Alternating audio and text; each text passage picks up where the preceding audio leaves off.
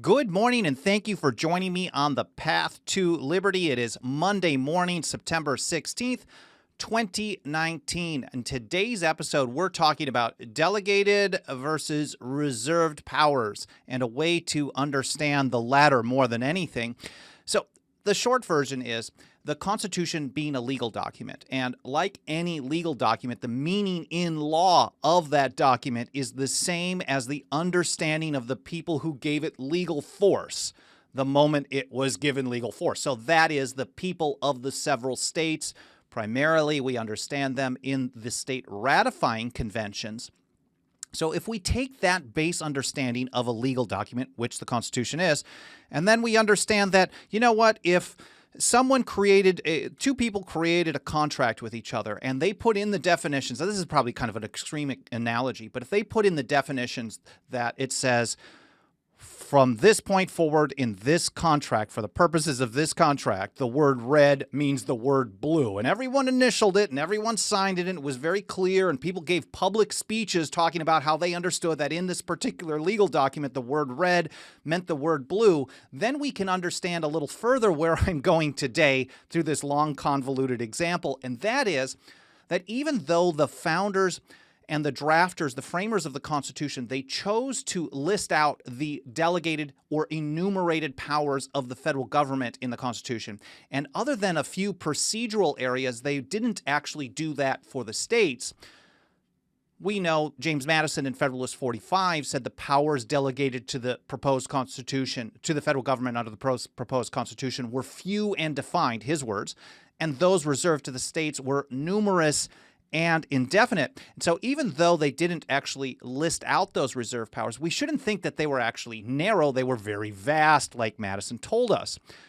But that doesn't mean there isn't debate over what qualifies as something under the federal Constitution for the federal government or something that should be left to the states. But the founders actually gave us a lot of clues. And during the ratification debates, leading proponents over and over, Federalist proponents, supporters of ratification, told the people in state after state after state lists of things that did not qualify for federal control or federal power under the Constitution. And this, even though we didn't specifically get a reserved list of powers because, as Madison put it, they were numerous and indefinite. You couldn't actually list out all the powers reserved to the people of the several states.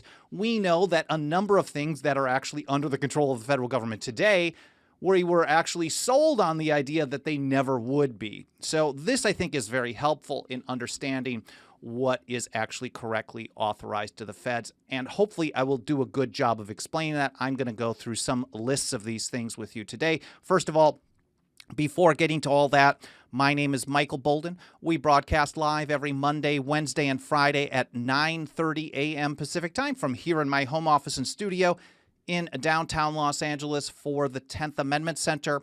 We broadcast live through our channels over at YouTube, DLive, Twitch, Periscope, and Facebook. We have archived video versions at Brighteon.com, which I really like, and BitChute.com, which is also great. These are other places that you don't have to go to the mainstream to actually get video hosting, which I'm very supportive of other platforms. And we're going to jump on some other ones as well as they pop up too. We also have podcast editions. iTunes, we have 5-star reviews. All the people that have been reviewing, thank you. I cannot thank you enough. It really helps us get the word out. It tells Apple to show the podcast to more people. We also have the podcast edition on Spotify, Stitcher, Google, and elsewhere. You can find all of that stuff, all the things that I'm going to reference possibly in this show, over in our show notes, all the archives over at 10thamendmentcenter.com/path to liberty. Saying hi to some people over in the live chat before digging in here. Andrew Nappy, Matt Hadrick, Tyler B., Leslie Goody, Caius something, Justin sorry, I had Coriolanus, Justin Bayola, Anna Reyes, EHP Training, good to see you guys. Idamon, good to see you. He says, Bolden.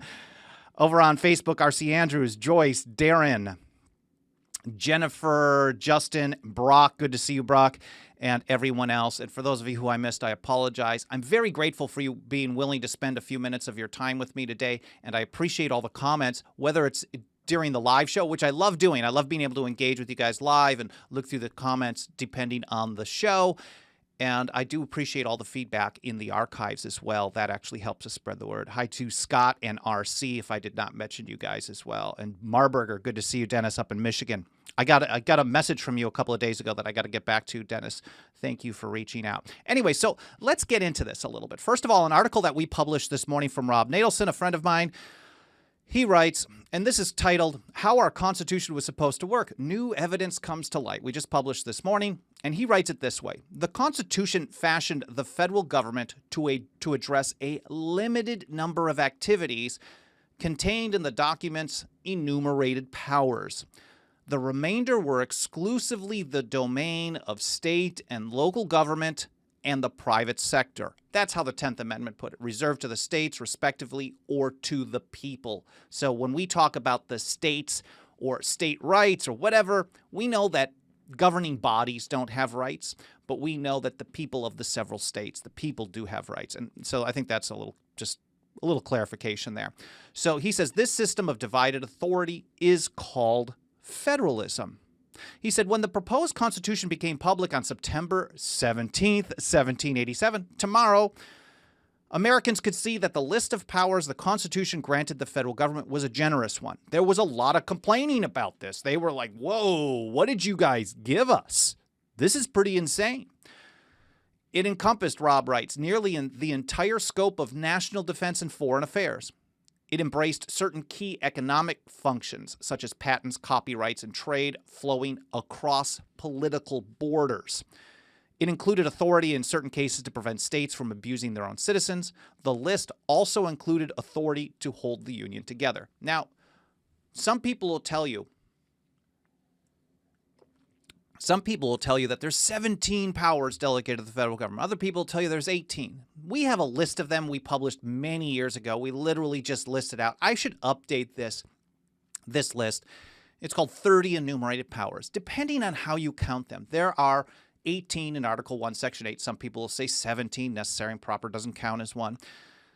But depending on how you count it, there are other powers, smaller, lesser powers that have been delegated throughout the document.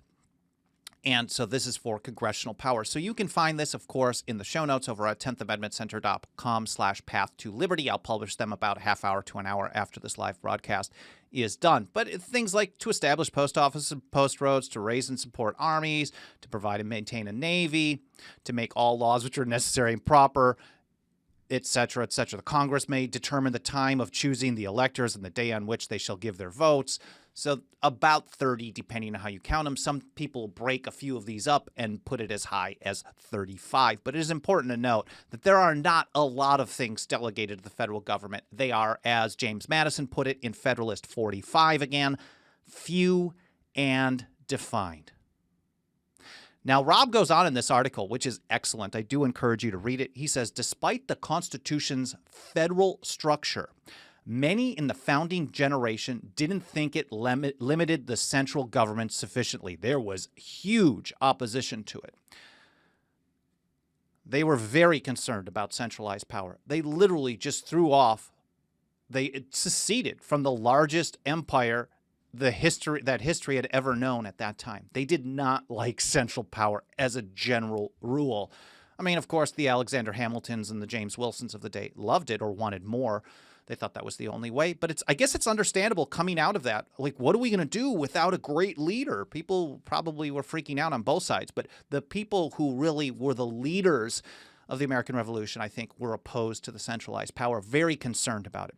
Rob writes on, they wanted to be able to govern themselves in their own states and local communities. They didn't want Congress or federal judges or officials imposing uniform policies on the entire country. These members, he writes, of the founding generation had good reason for fearing centralized power. They knew their history. Concentrated power usually grows into oligarchy or dictatorship. The founders universally understood this and reminded us of this over and over and over.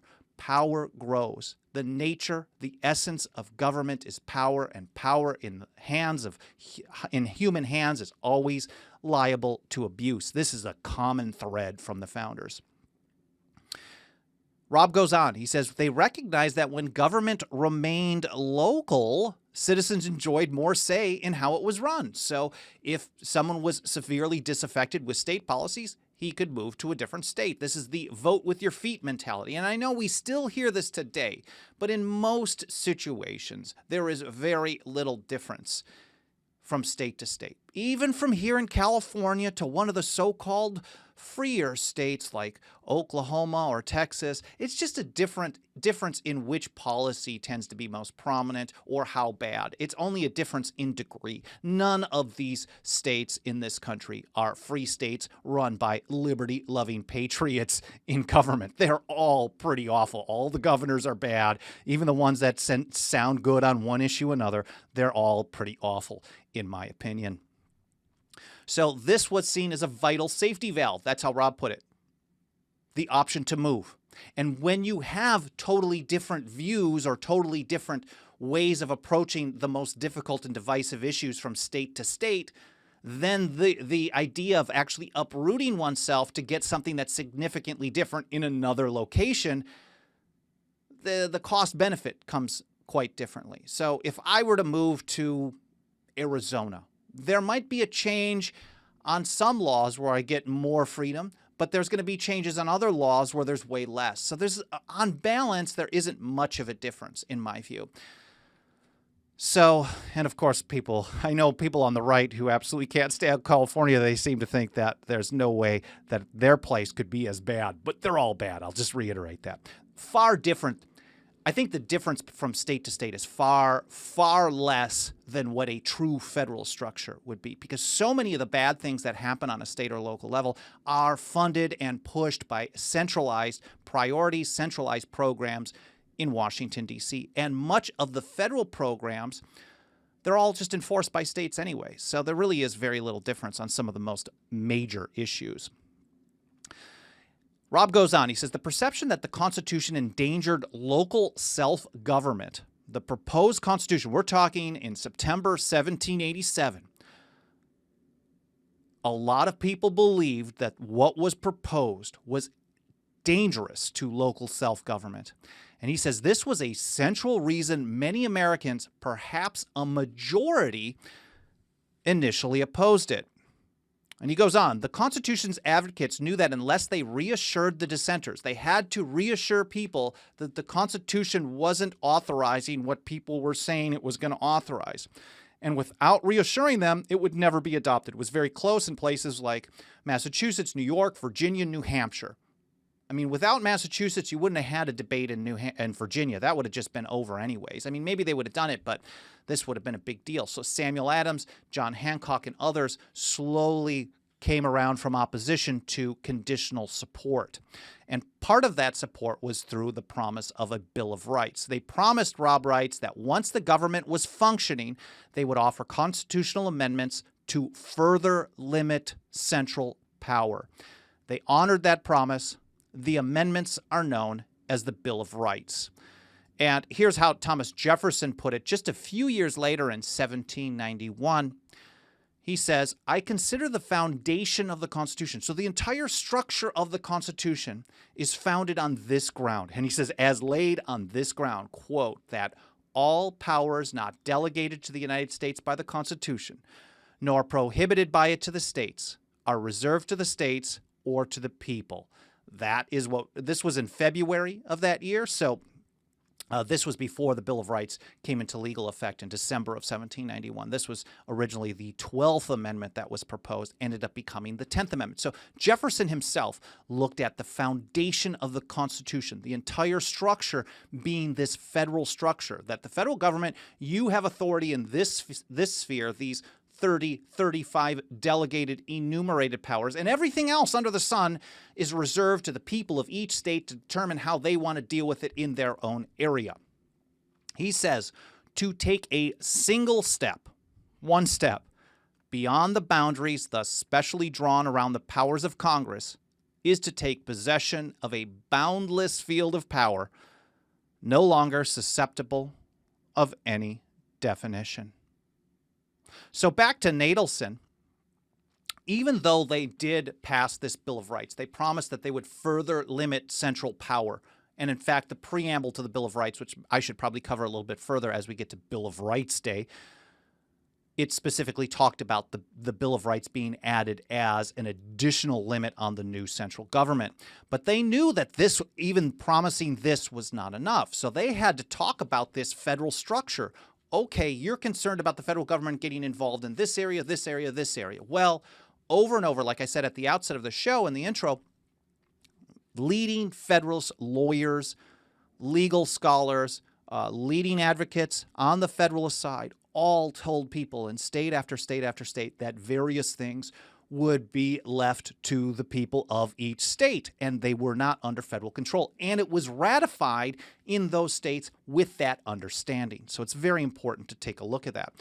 Rob writes, some of those advocates who issued lists of non-federal powers remain famous today.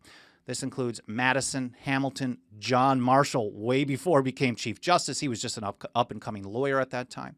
Others are less known, but their essays were popular during the debates over the Constitution. Tench Coxe of Pennsylvania, Alexander Conti Hansen of Maryland, James Iredell of North Carolina, and others. So I want to go through some of these lists. I think they're actually very helpful. Let's take a look here. This guy. You don't need to see my face in this, right? I can just pull up Tench. This is Tench Coxe. This is a list of some of the things that he had to say. Laws for the inspection of produce of the country. Inspecting produce would be left to the states. Making or regulation of roads except post roads. If you've heard me talk about post roads, we understand that post roads are those roads like interstate highways. They had posts to basically mile markers, not local roads. The federal government would never have authority over all roads. It's not roads that posts travel over. It's roads that there are posts to mark the interstate highway, basically. Third, he mentioned local government, religion, criminal law, inheritance law, control of land within state boundaries, hospitals, and even regulation of marriage. So these were all, people tell us, oh, the founders would never have thought of this or this or this. But they specifically, here, Tench Coxe of Pennsylvania, he was actually one of the most widely read people at that time during this ratification debate. And he repeatedly told people that this is the way it was going to be. And other leading Federalists agreed over and over. Now, he wasn't like necessarily the leader, but this was a common thread. He even talked about regulation of marriage. If there's going to be marriage laws or marriage rules or licenses or regulations or whatever it may be, this was not going to be in the purview of Washington, D.C. The next guy that I think is really interesting, and there's a really great book by him by Brad Berzer, Charles Carroll of Carrollton. He talked about specifically, and I'm only going through some of what I see as the highlights, wills and property conveyances, regulation of property, criminal law, and the promotion of useful arts, basically technology. This was not going to happen on a federal level. James Iredell, who I mentioned from Rob's article, he was a very famous leader in opposition to the Stamp Act, I believe, in the Revolutionary era, and he was also very well known as a lawyer, legal expert, and I believe a judge in North Carolina. I'm not sure if he was a judge. Other people probably know better than me: Kevin Gutzman, Brian McClanahan, Dave Benner, Meharry, a few people. But Iredell specifically said all crimes other than treason would be handled on a state level. We know that the Constitution only has 3 crimes listed in it. So everything else was going to be a state concern. There wasn't going to be a uniform national power or policy on that, unless, for whatever reason, every state happened to agree that murder should be illegal. Now, how they prosecute it, the amount of time, the punishments are going to be different from state to state. He also talked about the control or regulation of religion would not be in the hands of the federal government. And for those of you guys who hate central power, you probably are very familiar with this smug face, John Marshall. He was, like I mentioned, he was just an up-and-coming lawyer at the time, not the first Chief Justice of the United States. He wasn't actually the first Chief Justice. He was not the Chief Justice. I guess John Jay was number 1. He was not the Chief Justice, but he talked about the states would have control over the militia, land titles, personal property, and contract law. None of these would be in the hand of the federal government. James Wilson, who was also a big supporter of centralized power, many people, I think, would rightly refer to as the real father of the Constitution. He had a very heavy influence on this, along with Madison, or maybe he was the leading guy. He said specifically that even without amendments, even without the Bill of Rights, he specifically told people in Pennsylvania and elsewhere that there would be no federal power over the freedom of the press. You didn't need the First Amendment. And they often talked about the Bill of Rights actually originally being superfluous. Jefferson still argued in support of it, for example. Many others, Samuel Adams, John Hancock, were in support of it. But the Federalists were saying, look, these powers were never delegated in the first place, so you wouldn't have any control over it. I think the idea that supporting the Bill of Rights, it made sense. Look, we can't trust government anyway, so with these really, really important things, we need to make sure that they're really listed out in there to really hammer home that they definitely don't have power over it, because eventually government is going to try to run roughshod. The argument against that was sooner or later it was going to be twisted around, and if it wasn't listed there, the federal government could do anything about it. I think we're pretty close to that today. But Wilson said specifically they had no power over the freedom of the press, even without what became the First Amendment. And this guy, this is my favorite picture. For those of you watching Alexander Hamilton on some fiat money with his mouth covered. I wish it would have stayed like that. But before ratification, Hamilton was a true supporter of federalism. He probably was lying. Soon as it was ratified, he flip-flopped and he came up with all kinds of artful ways to twist things and legal theories. He was definitely out of the mainstream to further push federal power. Unfortunately, the supporters of federal power will all cite him today because it supports what they want to do, the monster state. But he specifically told us before he went into these twisted legal theories, he repeatedly told the New York Ratifying Convention, for example, things about that would be left to the states would include things like inheritance, again, criminal law, again, all criminal law other than those listed in the Constitution would be left to the states. Agriculture, all agriculture would be the purview of the state. So the Farm Bill, which really isn't about farming at all, it's really just a big handout. It's a food stamp program, but the feds shouldn't be involved in farming in any way. Agriculture, marijuana, wheat, corn subsidies, for example. None of these things are the purview of the federal government. These are all reserved to the states. Now, if they want to have a socialist garbage program, then it's up to them. They can have that garbage socialist program, but the next state may not. And that's the whole point. When you have a one-size-fits-all solution on anything, whether it's corn subsidies or banning a plant, then you don't actually get the competition between the states to see what works and what doesn't, or what people want and what people don't. I prefer more liberty all the time.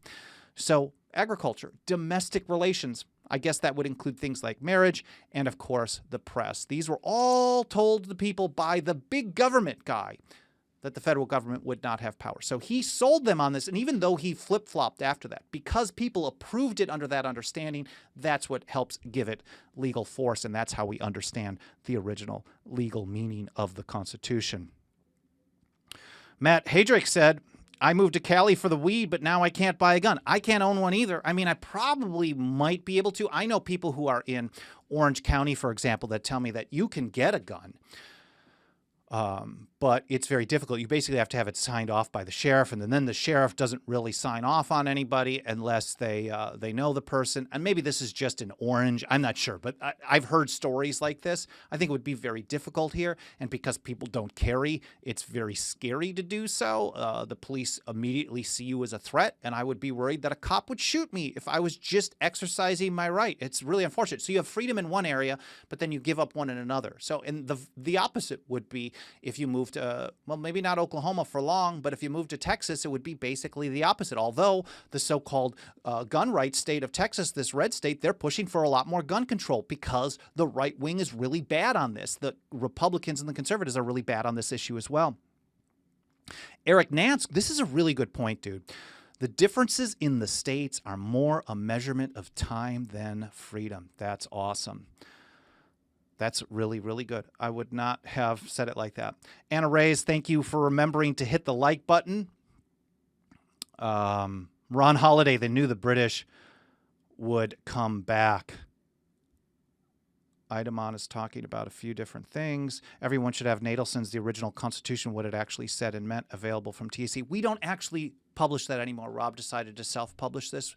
We used to carry it, and we used to send it out as, like Idamon mentioned, we used to send it out to members. We do have a number of other books that we publish here as well that we send out. Mike Meharry's Our Last Hope, and he's actually writing a new book called Constitution 101 to give people basically just an overview of each section of the Constitution. So I'm not sure when that's going to get done. I know he's traveling and taking care of some family things, so this is something that he's been working on for a long, long time. Looking back on the chat, RG Speaks, thanks for spreading the word on our Constitution and country's history. I think this basic stuff is really important. I didn't learn this in school. I never learned that Tench Coxe existed. I never heard the name.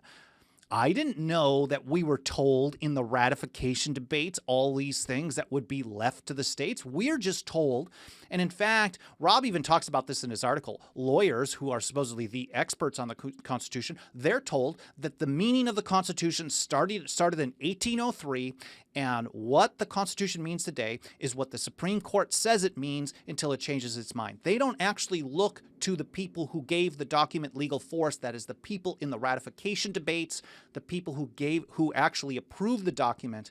They don't look at that at all. They don't teach us about that. They don't even teach us to think like that.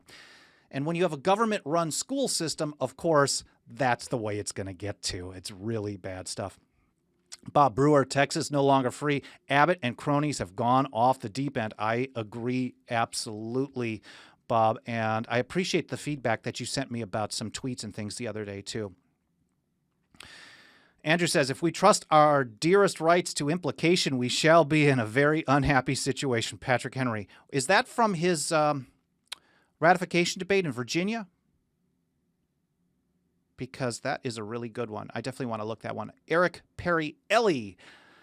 Public schools don't want you to know. Defeats their agenda. Absolutely. Anyways, I appreciate all this feedback, all the back and forth, the comments, and the questions. I hope you guys are finding this interesting, at least on how to approach things in reviewing the delegated and reserved powers. We can actually research the Constitution. We can look in the ratifying debates and see where things were talked about.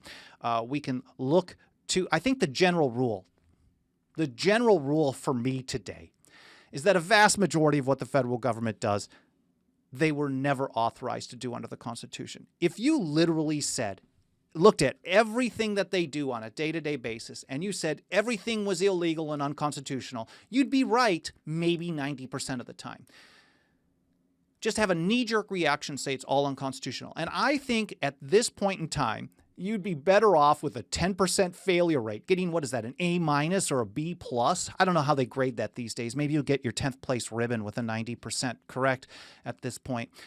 But I think a 90% success rate, we'd be way better off if we just rejected everything than allowing the 90% to exist while we debated about the 10. That's my thought. Anyways, again, I hope you guys found this interesting. I hope you found it educational. I hope it was enjoyable, entertaining to watch or listen to. I appreciate all the support. I appreciate everyone who smashes the like button, continues leaving some comments, whether it's live or in the archive. If you're on YouTube, subscribe, hit the bell to get notifications. That really does a lot because sometimes the YouTube notification system is so-so. So that'll help you stay on top of our updates on YouTube. I've got another video on George Washington's farewell address coming out on Thursday. I just made it public, so I definitely have to get that done. Just a short 3 to 5 minute video, I think it'll be. On Wednesday, we're going to be covering the signing of the Fugitive Slave Act of 1850. Mike Meharry has put together a really good article before he went on his trip to Florida. I know he's working, but I don't want to put too much pressure, so he got it done before he took off, and I want to cover that on Wednesday morning. Not sure what I'll do Friday, but at the end of October, I'm speaking at a Mises Institute event. Go to Mises.org and look at events here in Los Angeles. I'll be talking about Mises as the great decentralizer, probably trying to explain how decentralization in practice today advances more liberty. That's a really cool event with Tom Woods, Jeff Dice, Lou Rockwell, and a number of other people. So Mises.org if you want to check that out and come hang out that weekend here in downtown Los Angeles. Anyways, thank you again for watching the show. Support us for $2 a month over at 10thamendmentcenter.com/members. Continue leaving some comments. Feel free to email me, team@10thamendmentcenter.com with questions, comments, ideas, suggestions, etc. And I'll see you next time here on The Path to Liberty. Have a great day.